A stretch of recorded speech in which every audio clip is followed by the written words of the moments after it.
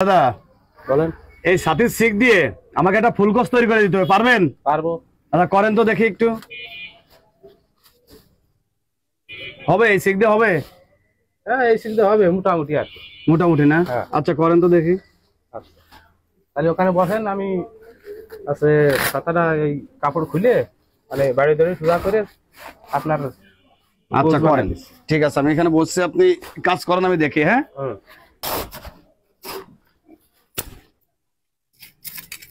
দাদা, একটা ছাতায় কয়টা করে শলা থাকে? 8টা করে শলা থাকে। 8টা করে। আর এখান মাঝখানতে কাটলি আছে কি 8 আর 8 16টা হবে শলা। ও আচ্ছা আচ্ছা ঠিক আছে করেন।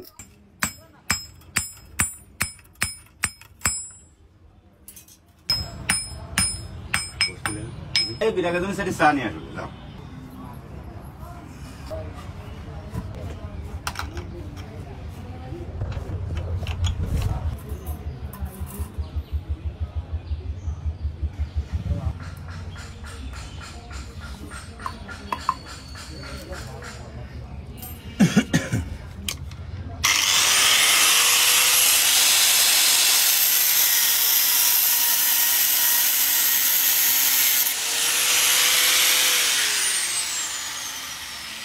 সবাই লোহার উপরে বাড়ি দেয়, আপনি কাঠের উপরে বাড়ি দিচ্ছেন কেন? কাঠের ভিতর উপরে বাড়ি দিলি এই লোহাটায় দাগ হবে না, আর লোহার পরে দিয়ে লোহা বাড়ি দিলি লোহাটায় দাগ হয়ে যাবে।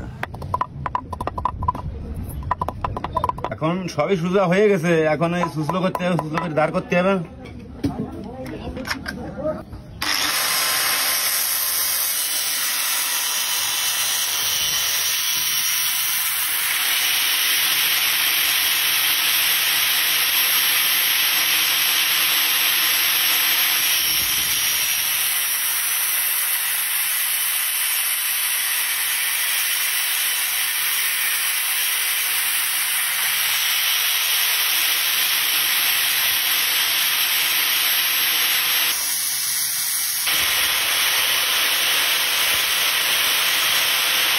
মানে আমার কিন্তু সুসলো করা হয়ে গেছে, এখন তুমি ফুলকপিটা বাজিয়ে সুন্দর কায়দায় তৈরি করে দাও।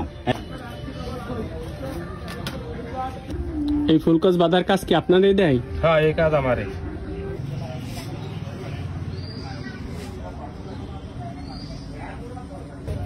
তো এখন কি করছেন? এখন পেঁচাচ্ছি, সুতরাং এইভাবে ধরলাম আর ঠিক এইভাবে মুড়াতে। এই যে গিরে পড়ে গেছে।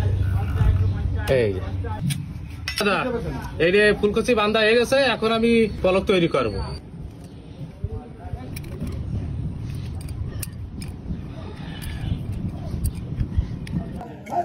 সাগর ভাই। জি এই যে আপনার কোর্স তৈরি কমপ্লিট হয়ে গেছে। ওয়াও, তো সুপ্রিয় দর্শক, এত সময় ধরে সাথীর শিক দিয়ে ফুলকস তৈরি করলাম। ভিডিওটি কেমন লাগছে অবশ্যই কমেন্ট করে জানাবেন। ধন্যবাদ সবাইকে।